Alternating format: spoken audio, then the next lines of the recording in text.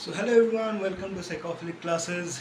Myself Sagnik Chakravarti and this is the part 3 of the first chapter of class 12 psychology, that is variation in psychological attributes. So as usual we are mainly focusing on boards as well as for CUET, and as said, as promised earlier, I have given the important questions for CUET in each of the videos in the description box. I've given the link of the Google Doc from where you all can access. Okay, so from each lecture there are 10 questions, and total from each chapter, and you can imagine how many questions you will collect, okay, after our completion of the syllabus. Okay, so that will help you a lot. So without any delay, let us start our last part. Okay, last part of this chapter, a very short part. Okay, not that much important for CUET and for boards. That is the culture and intelligence, then emotional intelligence and spatial attributes, and lastly creativity. Okay, very short concepts. So first we'll know what is culture and intelligence. So by the term culture and intelligence, we can understand that culture affects our intelligence. Okay, how culture affects our intelligence? From one culture to another culture, different customs vary. Okay, different customs, different rituals, different practices, sacrifices vary. For an example, suppose, and very hypothetical example, in a culture, suppose someone is said not to study. Okay, someone is said don't study and only focus on different co-curricular activities. Done. Okay, only focus on co-curricular activities, no need to study. Okay, this is a ideology of a culture. Another culture, the ideology is just study, just focus on your academics and let go all the co-curricular activities that you are indulged in. Okay, so ये क्या है, दोनों culture के ideologies क्या कर रहे हैं, very कर रहे हैं. अब जो हम लोग ने पढ़ा था theory of multiple intelligence bye Harvard gardener, कि उन्होंने क्या बोला था, इंटेलिजेंट पर्सन सिर्फ एक ही चीज़ में इंटेलिजेंट नहीं भी हो सकता है, वो वेरियस फील्ड्स में इंटेलिजेंट हो सकता है. सो अभी इस केस में क्या हो रहा है कि the first culture that I have said you, कि वो लोग क्या बोल रहे हैं, सिर्फ को करिकुलर एक्टिविटीज़ में आप फोकस करो, आप एकेडमिक्स में मत फोकस करो. तो क्या हो रहा है कि वो को करिकुलर एक्टिविटीज़ में इंटेलिजेंट हो रहा है. ठीक है, for an example, intrapersonal, interpersonal skills, musical, okay, naturalistic, ये सब चीज़ें उनका अच्छा हो रहा है. ठीक है, तो वो अलग लेवल से इंटेलिजेंट है. और एक कल्चर का जो मैंने बात किया कि को करिकुलर एक्टिविटीज़ को ध्यान में मत रखो, सिर्फ और सिर्फ क्या करो, एकेडमिक्स में ध्यान दो. तो उनके लिए logical and reasoning, okay, linguistic, verbal comprehension, ये सब चीज़ में वो लोग बहुत अच्छे होंगे. ठीक है, तो वो लोग का इंटेलिजेंस अलग एक लेवल में जा रहा है. ओके, सो बात वही है कि कल्चर इंटेलिजेंस को अफेक्ट कर रहा है. ठीक है, कल्चर इंटेलिजेंस को अफेक्ट कर रहा है. This is the main concept of this heading. Okay, and एक आदमी का नाम नोट कर रहा हूँ, ये आप लोग नोट कर लीजिएगा, मेरे CUET के वक्त ये आया था. ठीक है,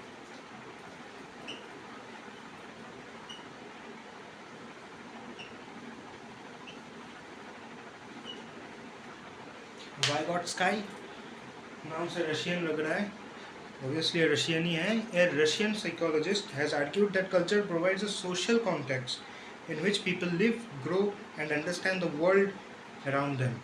Okay, अब जो मैंने बोला कि एक कल्चर, फॉर एन एग्जांपल, एक कल्चर में टेक्नोलॉजिकल डेवलपमेंट अभी नहीं हुआ है. ठीक है, टेक्नोलॉजिकली बहुत बैकवर्ड है वो लोग.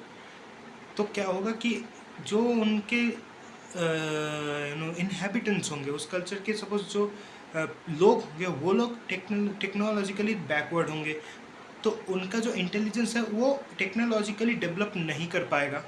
ठीक है, एक कल्चर, सपोज एक बहुत मतलब एक कल्चर का आइडियोलॉजी है कि तुम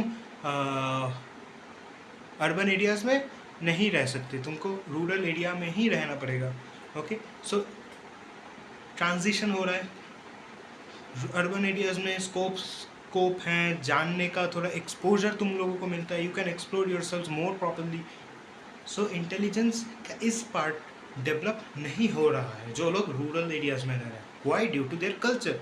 सो यही वाइगॉट्स्की बोलने की कोशिश कर रहे हैं कि जो कल्चर है एक सोशल कॉन्टेक्स्ट दे रहा है, सोशल एनवायरनमेंट दे रहा है एक आदमी को उनका इंटेलिजेंस को ग्रो और डेवलप करने के लिए. ठीक है, इम्पॉर्टेंट है.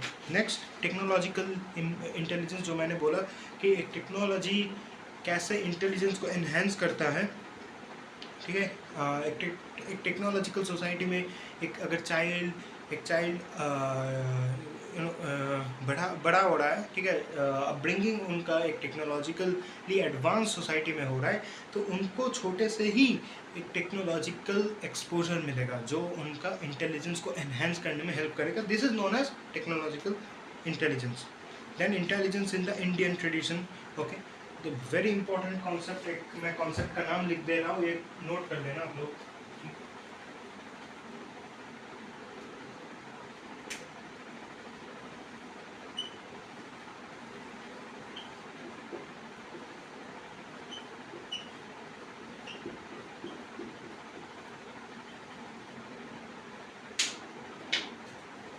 This is the concept buddhi. Okay, Indian tradition में हम लोग इंटेलिजेंस को बुद्धि बोलते हैं. Okay, this was the concept given by JP Das. ठीक है, buddhi according to JP Das include such skills as mental effort, determined action, feelings and opinions along with cognitive competence such as knowledge, discrimination and understanding.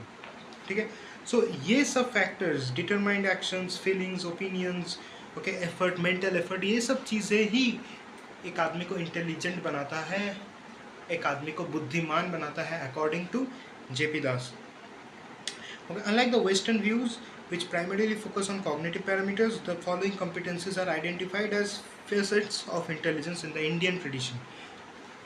Four competences, four facets है, four factors है, very important है boards के लिए.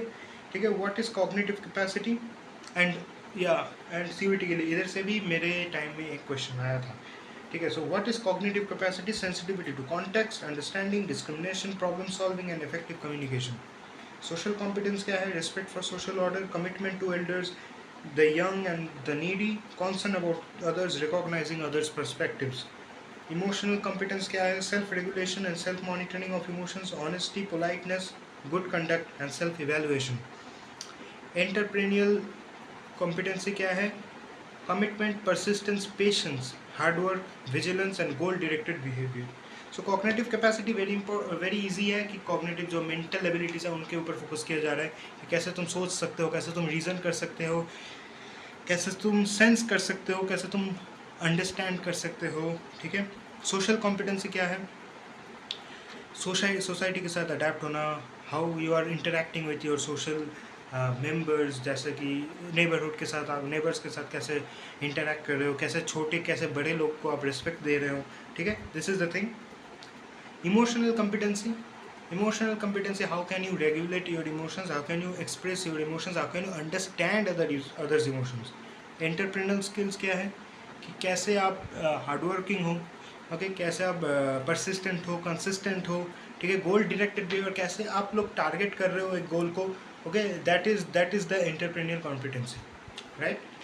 Next, one of the very important topic, that is emotional intelligence, or EI, or we can say EQ. Okay, when we learn about emotional quotient. So emotional intelligence is a set of skills that underlie accurate appraisal, expression and regulation of emotions. So emotional intelligence क्या है? Emotional intelligence है how do you regulate, कैसे आप regulate कर रहे हो अपने emotions को, कैसे आप show कर पा रहे हो अपने emotions को, कैसे सपोज इस सिचुएशन में आप एंग्री हो तो आप कैसे उनको शो कर रहे हो, इस सिचुएशन में आप दुखी हो तो कैसे उनको शो कर रहे हो. ठीक है, और कैसे आप दूसरों के, आप सामने वाले का जो इमोशन है वो आप समझ पा रहे हो. That is known as emotional intelligence. The concept was first introduced by Salovey and Mayer. लिख देता हूँ, very important thing, Salovey and mayor.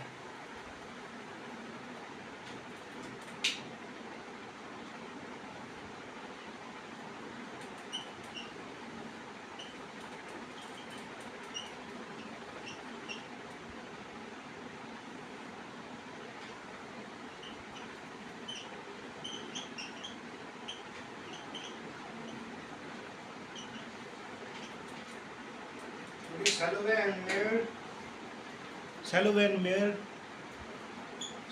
and Mayer in emotional intelligence. They first introduced this term emotional intelligence.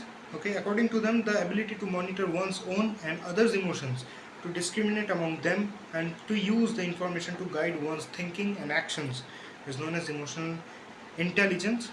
और एक term में हम आता है that is emotional question, जो हम लोगों ने बोला था पहले, that is EQ is use to express emotional intelligence in the same way as IQ is use to express the intelligence. ठीक है, जैसे IQ के द्वारा हम क्या बता सकते थे कि उनका इंटेलिजेंस, एक आदमी का इंटेलिजेंस लेवल कितना है. EQ से हम क्या बता सकते हैं कि एक आदमी का इमोशनल लेवल, इमोशनल इंटेलिजेंस कैसा है. ठीक है, this is it from emotional intelligence. अच्छे से पढ़ लेना, बोर्ड्स के लिए बहुत इंपॉर्टेंट है. ठीक है, next special attribute, special abilities. Aptitude, nature and measurement. Aptitude refer to special ability in a particular field of activity. It is the combination of characteristics that indicates an individual's capacity to acquire some specific knowledge or skill after training. ठीक है, training होने के बाद, okay, train होने के बाद कैसे एक आदमी उस पर्टिकुलर चीज़ को ग्रास्प कर पाता है, that is known as aptitude. ठीक है, मैंने क्वेश्चन भी दिया था शायद फर्स्ट लेक्चर में कि एप्टीट्यूड क्या है, ऐसे करके. ठीक है, next DAT is most commonly used in educational settings. It consist of 8 independent subsets. ठीक है, J.M. Ojha has developed an Indian adaptation of DAT. ठीक है, मैं इधर से CUET रेलिवेंट क्वेश्चन ही बता रहा हूँ, क्योंकि बोर्ड्स के लिए उतना इंपॉर्टेंट नहीं है. जो बोर्ड्स के लिए इंपॉर्टेंट है वो मैं बता रहा हूँ. ठीक है, जो बोर्ड्स के लिए इंपॉर्टेंट नहीं है हम ज़्यादा कुछ नहीं पढ़ेंगे, हम सिर्फ वही चीज़ पढ़ेंगे जो CUET में आ सकता है. तो मैं वो बोल दिया. Next and last topic is creativity. Creativity क्या है कि अपने आप को एक्सप्लोर करना, न्यू आइडियाज़ ढूंढना, कुछ बनाने का कोशिश करना. ठीक है, always exploring different ideas, different concepts, this is known as creativity. ठीक है, इधर से भी बोर्ड्स में आने का चांस बहुत कम है, फिर भी पढ़ लेना. Creativity and intelligence. Terman in 1920s found that persons with high IQ were not necessarily creative.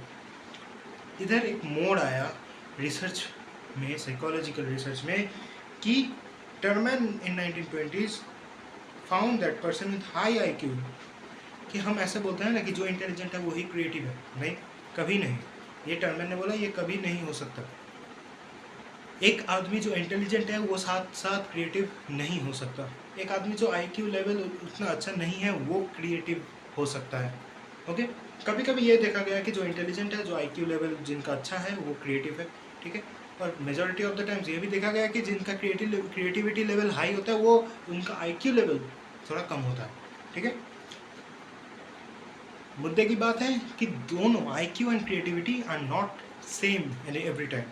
Okay, ये टर्मन ने बोला था 1920s में. Researchers have found that the relationship between creativity and intelligence is positive. ठीक है, all creative acts require some minimum ability to acquire knowledge and capacity to comprehend. Researchers ने क्या बोला कि भले ही दोनों कॉन्सेप्ट सेम नहीं है, लेकिन क्रिएटिव होने के लिए तुमको इंटेलिजेंट थोड़ा बहुत होना होगा, क्योंकि to be creative, okay, for an example, if you are artist, to explore new ideas, for an example, if you are writer, to explore new ideas about writing, कि कौन से टॉपिक में तुम लिखोगे, उसके लिए तुमको एक minimum amount of knowledge gain करना होना चाहिए. ठीक है, उस नॉलेज गेन करने के लिए तुमको एक minimum level of IQ reach करना होगा. ठीक है, तुमको थोड़ा सा इंटेलिजेंट होना पड़ेगा उस नॉलेज को गेन करने के लिए. ठीक है, दैट इज़ वाई रिसर्चर्स ने बोला कि क्रिएटिविटी और इंटेलिजेंस का कॉन्सेप्ट जो है और रिलेशनशिप जो है वो एक पॉजिटिव रिलेशनशिप है. ठीक है, and the last point, the general feature of most of the creative tests is that they are open ended. क्या बोला रिसर्चर्स ने, जो क्रिएटिविटी मेजर करने के लिए टेस्ट्स होते हैं वो ओपन एंडेड होते हैं. ओपन एंडेड का मतलब ऐसे क्वेश्चंस रहते हैं उस टेस्ट में जिनको तुम जब करोगे तब तुमको एक खुद को एक्सप्लोर करना पड़ेगा, तुमको ज़्यादा सोचना पड़ेगा. ओके, कुछ क्रिएटिव सोचना पड़ेगा, थोड़ा हट के सोचना पड़ेगा.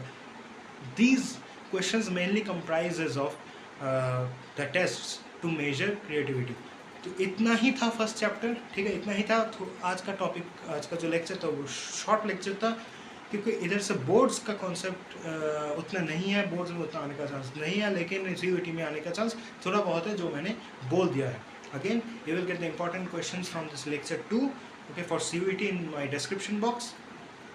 कल से हम नया चैप्टर शुरू करेंगे, that is self and personality, one of the very important chapters in your board and CUET and one of the most interesting chapters. Okay, जिसको पढ़ाने में मैं थोड़ा टाइम लूँगा, क्योंकि that is one of my speciality, I can say you, और one of my field of interest, okay, personality and the concept of self. तो मैं थोड़ा वक्त लूँगा सेकंड चैप्टर में तुम लोगों को अच्छे से एक्सप्लेन करने में, और थोड़ा सा ज़्यादा लेक्चर्स भी लग सकता है. इसलिए मैंने फर्स्ट चैप्टर थोड़ा सा ब्रीफ में रखा, क्योंकि उतना ज़्यादा फोकस, हाँ ऑब्वियसली जो मैंने बोला है, जो क्वेश्चंस मैं दे रहा हूँ, अब फिर से मैं बोल रहा हूँ, CUET के लिए कोई टेंशन लेने की बात नहीं है. जो क्वेश्चंस मैं दे रहा हूँ उनको प्रैक्टिस करके जाओ, उधर से कॉमन आएगा ही आएगा.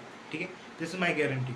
फॉर बोर्ड्स मैंने जो बोला है कि ये पार्ट पढ़ो, उधर से ही क्वेश्चन आएंगे. ठीक है, नेक्स्ट चैप्टर थोड़ा सा हम डिटेल में जाएंगे, थोड़ा सा अच्छे से समझने का कोशिश करेंगे, क्योंकि जो लोग फ्यूचर में साइकोलॉजी पढ़ने वाले हैं उनके लिए बहुत बहुत बहुत इंपॉर्टेंट चैप्टर ये है, जो बहुत मार्क्स कैरी करेगा. ठीक है, so till then stay tuned, keep exploring yourself. Thank you very much for watching my video.